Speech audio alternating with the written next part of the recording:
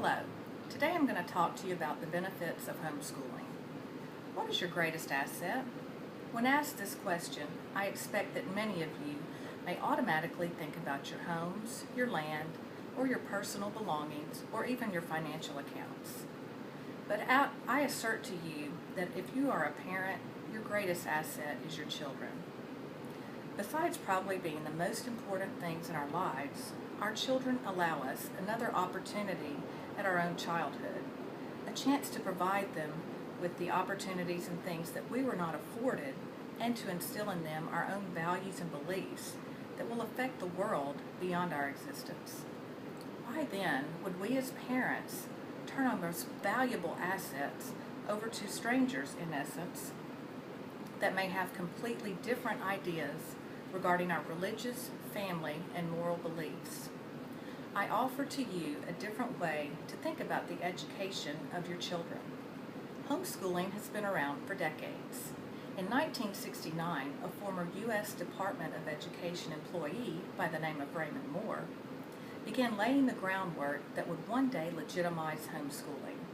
Raymond, along with his wife Dorothy, and many of others who agreed with their philosophy about education, began asking two important questions. First, is traditional public school education a good trend for young children?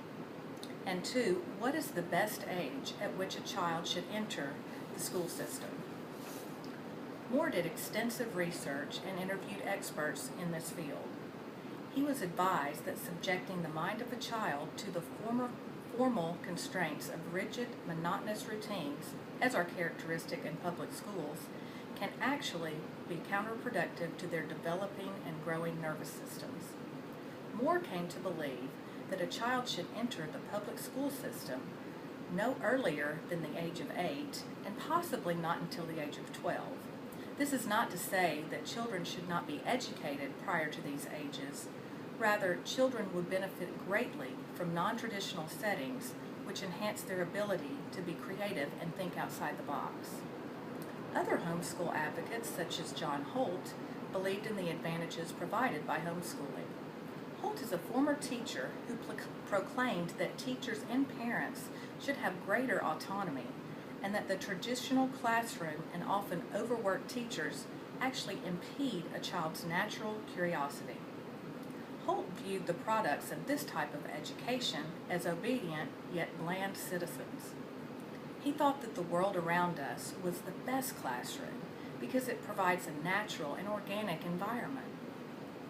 Parents choose homeschooling for a variety of reasons.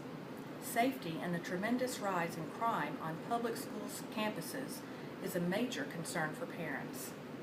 Parents also desire to instill their own religious and moral values in their children and to strengthen the family bond.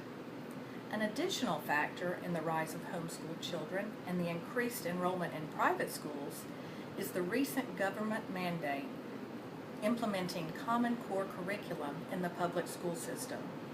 Common Core is a one-size-fits-all standardized approach to education.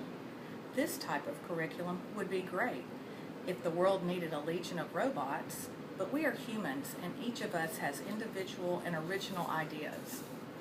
Attempting to teach all children in this manner is simply not logical. Homeschooling has produced many great achievers. For example, take 13-year-old Rebecca Selfin from New York. In May of 1997, Rebecca became the first homeschooled child to win the National Spelling Bee.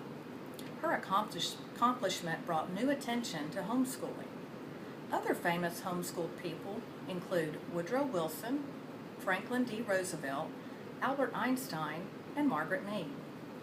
There are many different ways to homeschool, which range from the very structure to a more free and creative environment. A family wanting to homeschool their children can purchase prepackaged curriculum that gives detailed guidelines on the daily lesson plans. Parents may also choose to network with other homeschool families or enroll their children in correspondence programs. Homeschooled children can participate with other homeschooled children in field trips, learning co-ops, and even participate in athletic activities. An important note is that the average cost for homeschooling is $546 per student per year per household. This makes homeschooling a good and affordable solution for a family desiring a better way to educate their children, but who cannot afford private schooling. If you are considering homeschooling, you will want to define your primary goal. You should also familiarize yourself with your state's laws and talk to seasoned homeschool families. Notice on this chart from a 2009 homeschool progress report that the average homeschool student has an achievement that is in 37 percentile points higher than that of a public school child, and that's in all areas. As a parent, we want the best for our children. We must take into account our upbringing, the influence of our community and society, and our desires for the future of our children. Because of the growing